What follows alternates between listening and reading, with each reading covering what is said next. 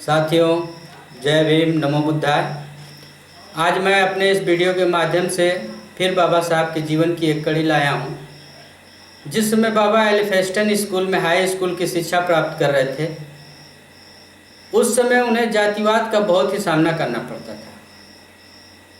उसमें एक ब्राह्मणवादी अध्यापक बार बार उनकी जात को लेकर के उन्हें परेशान किया करता था। एक बार तो उन्होंने कहा कि तुम महार जात के हो, तुम पढ़ लिख करके क्या करोगे? पढ़ाई और शिक्षा तुम्हारे लिए नहीं बनी है। इस पे बाबा साहब निर्भयतापूर्वक उससे कहे कि सर, आपका काम पढ़ाना है, मेरी जात देखना नहीं, और आप हम पढ़ाइए। इसके बावजूद आप यदि मेरी जात का उल्लंघन करके मुझे बार बार परेशान करेंगे तो मुझसे बुरा कोई नहीं होगा। उस समय जात पात अपने चरम सीमा पे थी। दोस्तों, हाई स्कूल में अदर सब्जेक्ट की जगह उनको एक सब्जेक्ट लेना था, तो वो चाहते थे संस्कृत से पढ़ना, क्योंकि उनके पिताजी की ख्वाहिश थी कि मेरा लड़का जो संस्कृत से पढ़ के काफ़ी ज्ञाता और विद्वान बने।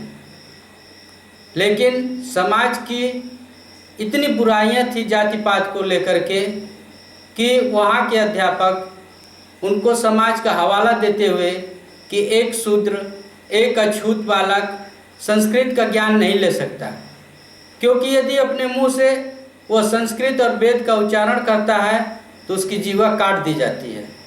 यदि वो वेदों को सुन ले तो उसके कान में शीशे पिघला करके डाल दिए जाते हैं। इस पर उन्होंने संस्कृत पढ़ाने से मना कर दिया और बाबा साहब को बहुत बुरा लगा।